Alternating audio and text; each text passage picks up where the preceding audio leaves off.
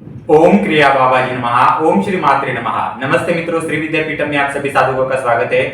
आज का विषय है कि ये नवरात्रि चल रही है, आप सभी को नवरात्रि की हार्दिक शुभकामनाएं। इस नवरात्रि में बहुत सारे लोग जो होते हैं अपनी कुल देवी के दर्शन के लिए जाते हैं या अन्य कुछ जिनको अपनी देवी मानते हैं, कुल देवी के स्वरूप में मानते हैं, उनके दर्शन के लिए जाते हैं या शक्तिपीठों के दर्शन के लिए जाते हैं। तो जो लोग शक्तिपीठों के दर्शन के लिए जाते हैं या अपनी कुल देवी को जाते हैं, तो कुल देवी का मान कैसे रखना होता है उसका मैं आपको एक ये बताऊंगा कि उसमें क्या क्या साहित्य लगता है। तो बहुत सारे लोग जो होते हैं कुल देवी के मान के स्वरूप में सिर्फ साड़ी, ब्लाउज पीस या एक ट्रायंगल का खंड होता है, हरे रंग का या लाल रंग का, नारियल, पंचखाद्य, पंचखाद्य मतलब बादाम होता है, खजूर होता है, उसमें ऐसे एक पंचखाद्य रखते हैं। तो और श्रृंगार का एक छोटा सा पॉकेट 50 या 100 रुपए का मिलता है, वो सब रखते हैं। परंतु मित्रों, इस तरह से एक्चुअल में रखना भी नहीं चाहिए। एक प्रॉपर प्रोसीजर होती है, उसी प्रकार से वो प्रोसेस जो होती है वो चलानी होती है। अब ये जो कुल देवी का मान होता है ना, इसको हमारे मराठी लैंग्वेज में आकारी ओटी कहते हैं। ओटी मतलब आप ये जो उसका मान देते हो, श्रृंगार वगैरह सब कुछ साड़ी वगैरह, उसको हम ओटी कहते हैं। और आकारी ओटी, आकारी ओटी मतलब क्या है कि आकार मतलब एक किसी चीज का एक आकार, विशिष्ट आकार होता है। ठीक है, तो जो कुलाचार होता है आपका, हमारा, हर प्रत्येक घर का जो होता है, ब्राह्मणों का अपना कुलाचार होता है, क्षत्रियों का अपना कुलाचार होता है, वैश्यों का अपना कुलाचार होता है, शूद्रों का अपना कुलाचार होता है। हर जाति उपजाति के अनुसार कुल देवी अलग होती है, कुल देवता अलग होते हैं, पितर अलग होते हैं। कुल देवियों के कुल नाग, कुल गणेश, कुल गणलक्ष्मियां और कुल गणलक्ष्मियों के अंडर अलग अलग प्रकार की लक्ष्मी चलती है, प्रत्येक कुल में चलती है लक्ष्मी। और उनके अंडर, कुल देवी के अंडर, कुल देवता के अंडर कुल भैरव चलते हैं। कोई जो होते हैं शिव के अलग अलग तत्व होते हैं, कुछ होते हैं पार्वती के अलग अलग तत्व होते हैं, कुछ सती के अलग अलग तत्व होते हैं, विष्णु के अलग अलग तत्व होते हैं। किसी किसी कुल में भैरवों का ही चलन होता है, कुल देवियां होती ही नहीं है। तो इस प्रकार से एक जो बंदिश होती है अपने कुल की, बंदिश मतलब उसका हम कंस्ट्रक्शन कह सकते हैं कुलाचार का।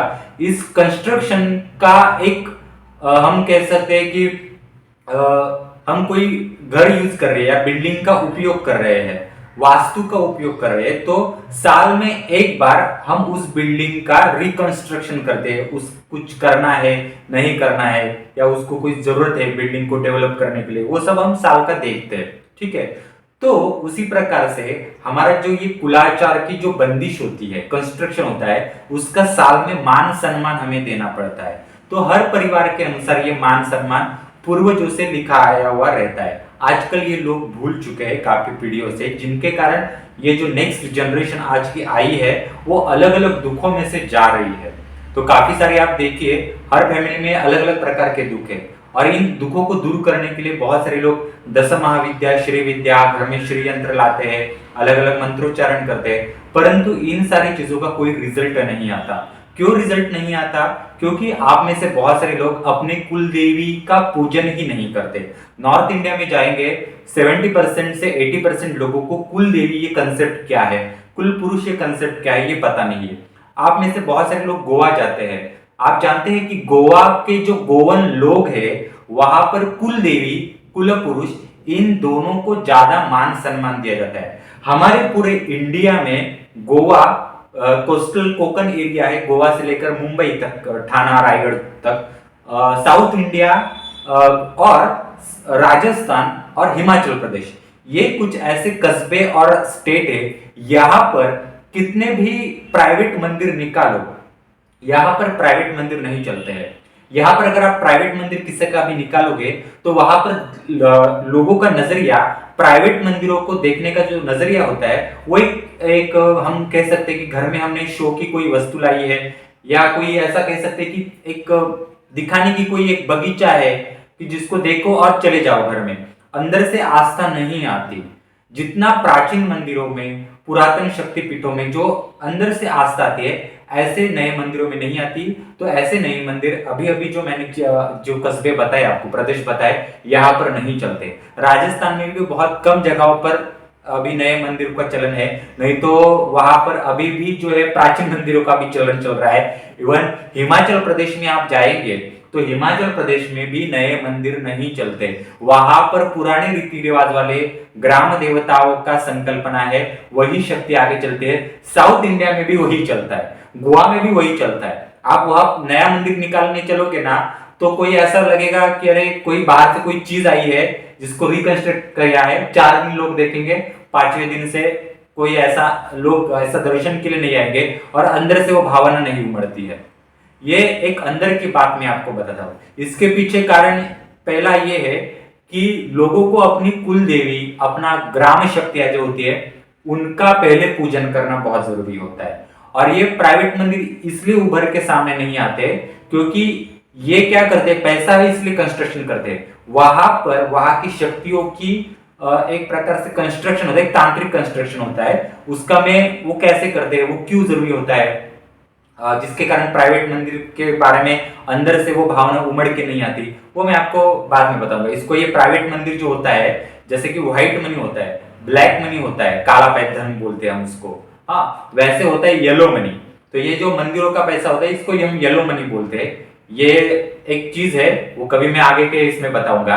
तो बात यहाँ चल रही है कि आपको अपने कुलाचार और कुल देवी, कुल देवता जो होते हैं, इनका पूजन करना क्यों जरूरी होता है और इनका मान सम्मान देना साल का जो होता है बहुत जरूरी होता है। ये नहीं दिया तो हमारे ऊपर बहुत दोष तैयार होते हैं, हर परिवार में उतार चढ़ाव आते हैं, हमें आगे बढ़ने में कोई मार्गदर्शन प्रॉपरली नहीं मिलता। इसका कारण यही है। आप बगलामुखी सीखने के लिए जाएंगे, आप महाकाली सीखने के लिए जाएंगे, या आप श्री विद्या सीखने जाओ तो वहां आपको अपने कुलाचार का प्रथम पूजन करने के लिए बोलते हैं। बहुत सारे लोग अभी ये नहीं करते, जिनको ऑथेंटिक 10 महाविद्याओं का नॉलेज है, जिनको ऑथेंटिक साधनाओं का नॉलेज है, जिनको ऑथेंटिक कुंडलिनी जागरण का नॉलेज है, वो आपको पहले अपना रूट कॉज है, अपनी कुलाचार पितृदोष, इनको प्रॉब्लम्स कैसे दूर करें, आप इनका रिकंस्ट्रक्शन कैसे करें या इनका कंस्ट्रक्शन कैसे करें, ये आपको सारी चीजें सिखाते हैं और ये बहुत जरूरी होती है मित्रों। अब ये जो साल का मान सम्मान जो देना होता है इसके बारे में मैं आपको बताऊंगा। लेक्चर को शुरू करने से पहले आप हमारा ये YouTube चैनल है शेयर कीजिए, सब्सक्राइब कीजिए और बेल आइकॉन को भी दबाइए। जिनको श्री विद्यापीठम में इस नवरात्रि में ऑथेंटिक साधना सीखनी है तो कुल देवी के लिए आप सिद्धकुंजी का साधना सीख सकते हैं। 42 पेजेस की ये बुक है, इसमें चामुंडा दर्पण, चामुंडा अभिषेक पूर्ण विधि सिखाया है, कुल देवी के लिए सिखाया है, और दुर्गा सप्तशती का तांत्रिक विधि का प्रयोग जो महिषासुर मर्दिनी रासमंडल दुर्गा का है, इसका भी विधि इसमें सिखाया है। ये दोनों किताबें हैं, प्रॉपरली हमने ये पूरा विधि युक्त सिखाया है। मुझे व्हाट्सएप पर भी मैसेज कर सकते हैं इन साधनाओं के लिए, और एक सही साधना के लिए शुरुआत कीजिए। आप में से बहुत सारे लोग जो होते हैं गलत जगहों पर जाके फंस जाते हैं और कुलाचार में अशुद्धि लाते हैं, तो प्रॉपर साधना करके आगे बढ़िए, ऐसा मैं कहूंगा। अब जब आप कुल देवी के मान सम्मान के लिए जाते हैं, अभी कभी भी ध्यान में रखना, साल में 2 बातें जरूर करना। एक मतलब अपने कुल देवी का मान देना, दूसरी मतलब आप जिस कस्बे में, जिस सिटी में, जिस गांव में रहते हैं, वहां जो प्राचीन देवी का मंदिर होता है या ग्राम देवी होती है, कुछ कुछ जगहों पर ग्राम देवी होते हैं, उन दोनों जगहों का मान देना बहुत जरूरी है। अगर महिला है, शादी हो चुकी है, तो आपको तीसरी देवी ऐड होती है, वो है आपके मायके की देवी। लेडीज को शादी के बाद मायके की देवी का भी करना होता है।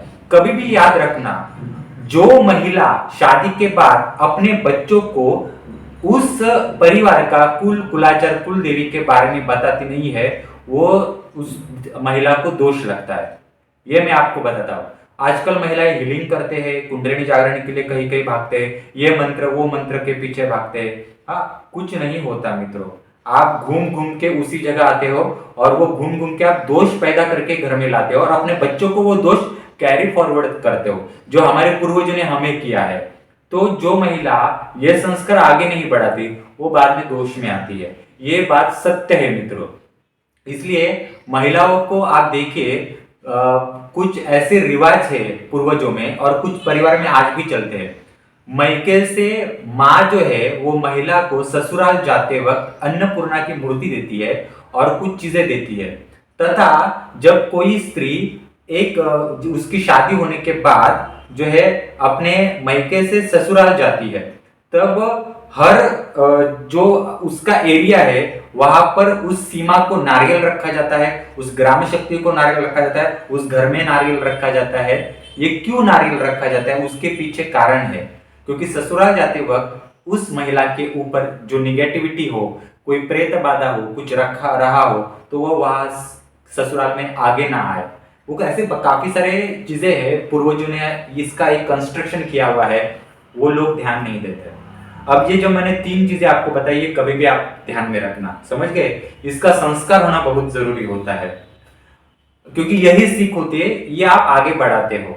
ठीक है, अब ये मान कैसे देना होता है, ये प्रॉपर मान में आपको बताया। ये जो लेक्चर है, ये नॉलेज वर्ल्ड में आपको कोई भी आपको ये नॉलेज नहीं बता सकता है, ही नहीं कोई बताने वाला मित्रों। ये सिर्फ श्री विद्यापीठम हमारा ही, मैं ही आपको बता रहा हूं कि प्रॉपर कैसे ज्ञान ये दिया जाता है आपको। अभी मैं बताना शुरू करता हूं। पहले आपको अपना पूजा घर जो होता है वहां पर सूप लेना है। सूप मतलब क्या है कि मराठी भाषा में हम सूप बोलते हैं, हिंदी में नॉर्थ इंडिया में आप जाएंगे तो धान को पछाड़ने के लिए एक बांबू का एक सूप मिलता है, जिसको हम धान पछाड़ते हैं और उसमें से गंदगी निकालकर अच्छा धान साइड में करते हैं। तो ये सूप होता है, आप फोटो में देख लीजिए। तो ये सूप लेना है। इस सूप में आप एक साड़ी, अगर साड़ी जो है वो प्रॉपर कॉटन की हो तो अच्छा है, बाकी अभी नायलॉन के रेयॉन्स कहते हैं, परंतु कॉटन की हो तो अच्छा है। ब्लाउज पीस रख सकते हैं या खन रख सकते हैं। उसके ऊपर एक नारियल रखना है। यहाँ पर 2 नारियल रखते हैं, एक लगता है साड़ी और ब्लाउज पीस के ऊपर एक नारियल, और दूसरा नारियल यहाँ पे साइड में रखना है, वो है उस देवी का भैरव का नारियल। हाँ, देवी का जो भैरव होता है वो नारियल, क्योंकि ये देवी का मान है, वो भैरव ही आगे आकर पहुंच जाएगा, ऐसा है। तो देवी के साथ भैरव होता है, वो उसका रखवाली करता है, और उसकी भी रखवाली हमारे परिवार को और हमें आवश्यक होती है। तो यहाँ 2 नारियल आते हैं। ठीक है, ये रखने के बाद जो साड़ी और ब्लाउज पीस के ऊपर नारियल रखा है उसके साइड में आपको 2 पान के पत्ते, जो बनारसी पान या कलकत्ता का पान बोलते हैं ना, वो पान के दो पान, और उसके ऊपर सुपारी के नीचे एक आपको कॉइन रखना है। ऐसा जिसको बीड़ा या बीड़ा कहते हैं, वो हमें रखना है। इसके साथ हल्दी कुमकुम की छोटी छोटी पुड़िया या डिब्बियां रखनी है। ये ओरिजिनल हल्दी कुमकुम चाहिए। बाजार वाला या मंदिर के बाहर सब कुछ मिलता है ना, ये मत खरीदे आप, वो सब डुप्लीकेट होता है, वो रीयूज होता है और वही सब दे देते हैं। हाँ, प्रॉपर ये ओरिजिनल ले लीजिए। ठीक है, पहले के जमाने में क्या करते थे, इसके साथ ना 7 प्रकार के धान्य रखते थे और 6 प्रकार के कड़धान्य रखते थे। 7 धान्य अलग है, 6 कड़धान्य अलग है। आज ये सारा मिलता नहीं है, तो अगर आपको ये नहीं मिलता है 7 धान्य और 6 कड़धान्य, धान हम बोलते हैं ना, धान, वो 7 प्रकार के धान और 6 प्रकार के कड़धान्य जिसको बोलते हैं। ठीक है, तो ये नहीं मिलता है, तो 6 प्रकार के नॉर्मल धान ले लीजिए कोई भी। इसमें चावल नहीं लेना है, चावल छोड़ के जो धान है वो एक एक डिब्बी में या एक एक पुड़िया बना दीजिए और वहां पर रख दीजिए। ठीक है, चावल अलग से, चावल 1 किलो लगेंगे। ठीक है, काजल की डिब्बी, छोटी काजल की डिब्बी इसलिए कि हम देवी से प्रार्थना करते हैं कि काजल ले लो और निगेटिव तत्वों से हमारी रक्षा करो, बुरी नजर से हमारी रक्षा करो। इस बुरी नजर से रखवाली का वो मान होता है। हल्दी कुमकुम मैंने बताया। कंगवा जो होता है, कंगी, हाँ, वो कंगी लगती है। ठीक है, मेहंदी लगती है। जो बिंदी होती है, इस बिंदी का एक छोटा पॉकेट। सिंदूर, सिंदूर कुंकू मतलब सिंदूर नहीं, कुंकू वाला सिंदूर अलग है, और यह सिंदूर मतलब जो हनुमान जी को रखते हैं ना सिंदूर, शेंदूर भी बोलते हैं, वो अलग से थोड़ा सा रखना है डिब्बी में। तेल रखना है, छोटी डिब्बी या तेल का कुछ रख सकते हैं। घी का डिब्बा रख सकते हैं। 12 अगरबत्तियों के जो डंडिया होती है, हाँ, वो रखनी है। 12 अगरबत्तियां रखनी है। 12 अगरबत्ती इसलिए कि 1 महीने का, 1 साल का पूरा जो होता है 12। ठीक है, रुई, उसके बाद रुई का जो वस्त्र बनाते हैं वो वस्त्र, साड़ी तो मैंने बोला है, ब्लाउज पीस बोला है। उसके बाद चूड़िया होती है, हरे रंग की चूड़िया या लाल, नॉर्मली हरा रंग अच्छा होता है। हरे रंग की कांच की चूड़िया जो होती है वो ऐसा समझ सकते हैं कि एक तो 6 आप ले लीजिए या 12 ले लीजिए। ठीक है, यहाँ 6 और यहाँ 6, या फिर यहाँ 3 और यहाँ 3, ऐसा ये होता है। पैजन जिसको बोलते हैं, पैर की पायलिया जो होती है ना वो, ठीक है।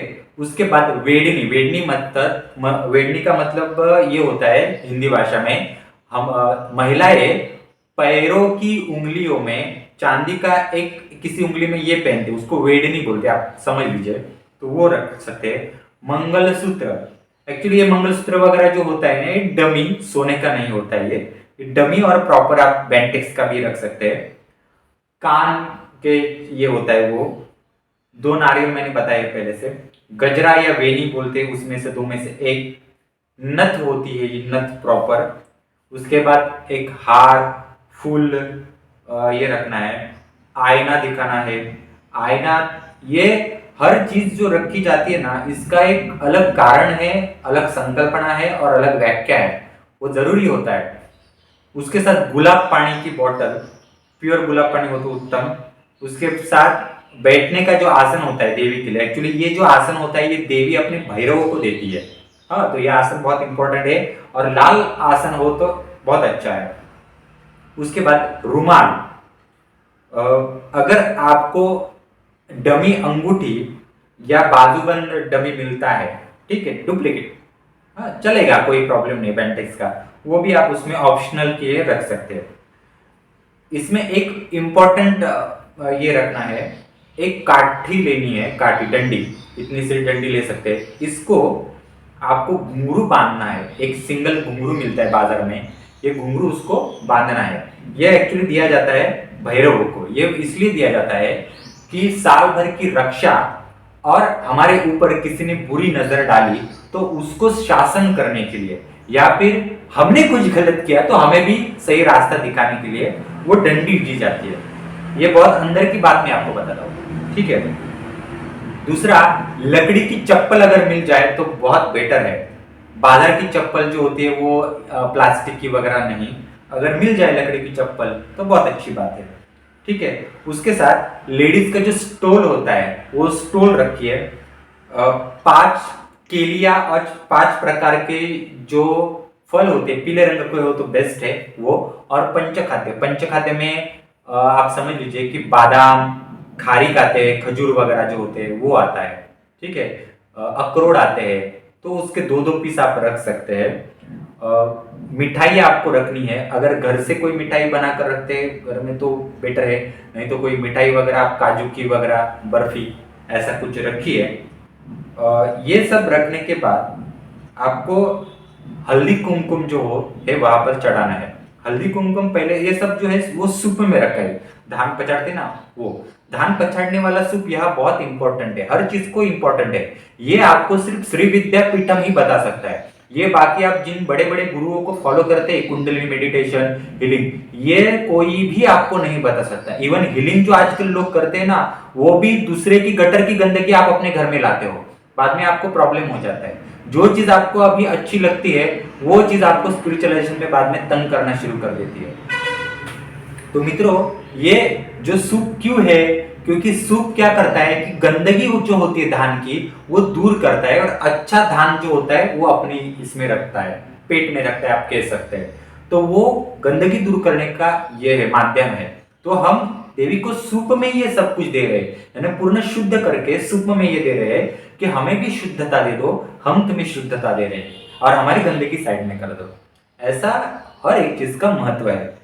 और ये रखने के बाद पहले हमें अपने घर में रखना है, और हाथ में अक्षत लेने हैं और बोलना है, हल्दी कुमकुम वहां डाल के अक्षत लेकर बोलना है कि जो भी हमारी कोई कुल देवी है, जो भी हमारी कोई कुल देवी है, अगर आप 3 रखते हैं, अपने कुल देवी को, अपने मैके की कुल देवी को, और आप जिस सिटी में रहते हैं, जिस गांव में रहते हैं, उस कस्बे के ग्राम देवी को भी रखते हैं, तो आप एट ए टाइम 3 रख सकते हैं, या हर दिन एक एक रख सकते हैं। और ये जो विधि करना है आपको नवरात्रि में कभी भी कर सकते हैं।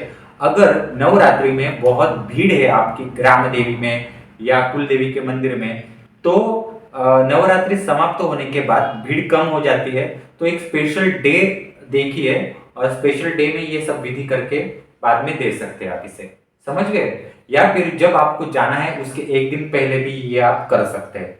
हाँ ठीक है, कोई गुरुवार शुक्रवार इंपॉर्टेंट होते हैं दिन, परंतु क्या है आजकल भीड़ इतनी बढ़ जाती है तो आपको अपने दिन भी एडजस्ट करना होता है। तो जितना साहित्य रखा है वो रख के आपको अक्षर लेकर बोलना है कि है मेरी जो कोई कुल देवी है, कुल देवी की जगह फिर आएगी मेरी जो ग्राम देवी है, मेरी जो मैकी की कोई जो भी देवी है, उनको ये मान सम्मान में रख रही हूँ। और ये मान सम्मान के रूप में तुम ये जो इतना भी मान रखा है तुम्हारा है देवी, ये मान तुम कबूल करो, मान्य करो। तुम अपने भैरवों के साथ हमारी रक्षा के लिए खड़ी हो जाओ। जितनी भी गलतियां हो चुकी है उसकी माफी देने की कोशिश करो और हमें आगे का रास्ता दिखाओ। मेरे बच्चों को, मेरे पति को, मेरे बीवी को, जो भी है वो हमें रास्ता दिखाओ। अगर हमने कुछ गलत किया है तो वो गलत चीजें हमें दिखाओ, हमें कुल कुलाचार का रास्ता दिखाओ। कुल कुलाचार कैसे करने हैं, तुम्हारी सेवा कैसे करनी है, घर में क्या क्या दोष है, कहीं से कुछ दोष आया है क्या, वो दिखाकर हमें उसका निवारण कैसे करना है वो दिखाओ। और साल भर की सुरक्षा के लिए हम तुम्हारे पास प्रार्थना करके ये मान सम्मान रख रहे हैं। एक्चुअली इस तरह से ये मान रखा जाता है। कभी कभी अलग अलग परिवार में अलग अलग मान सम्मान भी रहता है। और ये रखने के बाद सामान उठाकर जो है आप एक दिन बाद, 2 दिन बाद या दूसरे दिन या उसी दिन भी अपने अपनी सुविधा के अनुसार आप कुल देवी, ग्राम देवी को जाकर वहां पर उसे वो सूप के साथ वो देना है। और वहां पर भी आपको प्रार्थना करनी है, या फिर वहां कोई प्रार्थना करने वाले तो उससे करवा के ले सकते हैं। और देवी को बोलना है कि देवी तुमको रखा है, ये मान कबूल करो। हमें कभी कभी किसी को पता नहीं होती कुल देवी पर, शक्तिपीठ में जाते हैं तो उस देवी को भी बोल सकते हैं ये सब रख के कि ये मान कबूल करो। हमें पता नहीं है कौन कुल देवी है, पर जो भी कोई कुल देवी उसको हम कह रहे कि तुम्हारे स्वरूप में ये मान कबूल करे और हमें आशीर्वाद दे दे, ऐसा आपको बोलना है। ये बहुत इंपॉर्टेंट होता है मित्रों, ये विधि बहुत जरूरी होते हैं। श्री विद्या, बगलामुखी, महाकाली, मातंगी हो, दुमावती हो, ये आपको प्रॉपर जो है तंत्र शास्त्र सिखाते हैं। तंत्र मतलब घर में यंत्र रख के माला के ऊपर जाप करना नहीं होता, ठीक है। गायत्री भी एक तांत्रिक विद्या है, इसके अंदर भी अलग अलग तंत्र आते हैं। किसी की बंदिश लगवानी भी आती है, किसी की बंदिश तुड़वाने की भी उसमें विद्या आती है, ठीक है। तो आपको समझ में आया ये कैसे करना है। जिनको भी श्री विद्यापीठम द्वारा प्रॉपर साधना करनी है तो हमारे इन साधनाओं का लाभ ले सकते हैं, इन बुक्स का लाभ ले सकते हैं। ये बुक सेल करने के लिए नहीं है, ये बिक्री के लिए नहीं है, यहाँ हमारे यहाँ प्रॉपर साधना सीखते हैं लोग। ये साधना वर्ल्ड में कोई भी नहीं सिखाता। आप गूगल के ऊपर जाइए, यूट्यूब के ऊपर जाइए, इस तरह से जो तांत्रिक रिचुअल्स है वो कोई भी नहीं सिखाता मित्रों। तो श्री विद्यापीठम के इन साधनाओं का लाभ ले सकते हैं। श्री विद्या एसेंशियल, एडवांस श्री विद्या एसेंशियल, क्रिया योग एसेंशियल, ये नॉलेज बेस्ड कोर्सेज का भी लाभ ले सकते हैं। हम जो नॉलेज देते हैं वो अन्य जगहों पर उपलब्ध नहीं है। हमारे ब्लॉग को विजिट कर लीजिए गूगल के ऊपर srividyapeetham.com। अगला जो लेक्चर होगा, इस लेक्चर में हम कोशिश करेंगे कि आपने कभी सोचा है कि आज गौतम अडानी जो है टॉप मोस्ट बिजनेसमैन, भारत के वर्ल्ड के 2nd नंबर के बिजनेसमैन बन चुके हैं। मुकेश अंबानी इतने बड़े बिजनेसमैन है, तो ये जो बड़े बिजनेसमैन है वो कौन से देवी देवताओं की पूजा करते हैं, कौन सा कर्म लाते हैं, इनके पास होता क्या है कि ये अचानक से अमीर बन चुके। गौतम अडानी जो है, आप देखिए महिंद्रा फैमिली है, बिरला फैमिली है, हिंदुजा फैमिली है, अंबानी फैमिली है, इतने सालों से बिजनेस में होने के बावजूद भी अडानी जो है, गौतम अडानी, ये अडानी कम सालों में 5-10 सालों में ही अचानक से वर्ल्ड के 2nd नंबर के अमीर कैसे बन गए। इसके पीछे कोई ऐसा उन्होंने कि घर में 16 षड्यंत्र घर में रखे हैं क्या, कोई बगलामुखी सिद्ध कर रही है क्या, तो कहा जाते हैं क्या करते हैं, क्या संभव है क्या क्या कुछ करना अन्य। तो ये सारी चीजें जो है, ये जो नॉलेज है, इनके पीछे क्या होता है ये हम आपको बताएंगे। इवन बॉलीवुड में जो एक्टर लोग हैं, इतने अमीर लोग हैं, क्या राज है इनका। क्योंकि वर्ल्ड में आप देखिए, वर्ल्ड में ऐसे तांत्रिक लोग हैं कि जो चाहे तो 10 मिनट में किसी की भी हत्या करवा सकते हैं बिना वेपन्स के। कोई बड़े से बड़ा पिशाच भेजकर सामने वाले को बर्बाद कर सकते हैं।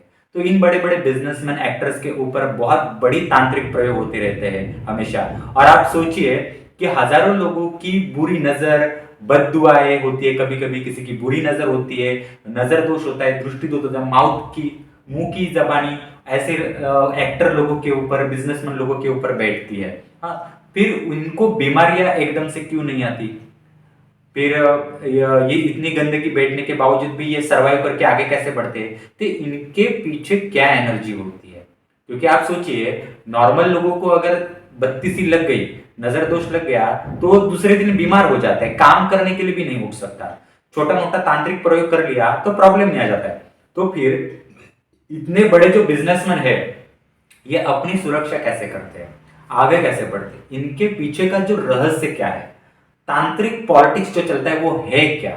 इवन इंडिया में जो बड़े बड़े आजकल जो संत महात्मा बने हुए जो लोग हैं, जिनकी प्रॉपर्टी 10,000 करोड़ 50,000 करोड़ है, तो लोगों को वो कुंडलिनी जागरण, हीलिंग, योगा वगैरह सिखाते हैं, अलग अलग साधनाओं के मंत्र देते हैं और अपने संस्थाओं को चलाते हैं। वर्ल्ड में ऐसे बहुत सारे ऐसे गुरु लोग बैठे हुए हैं।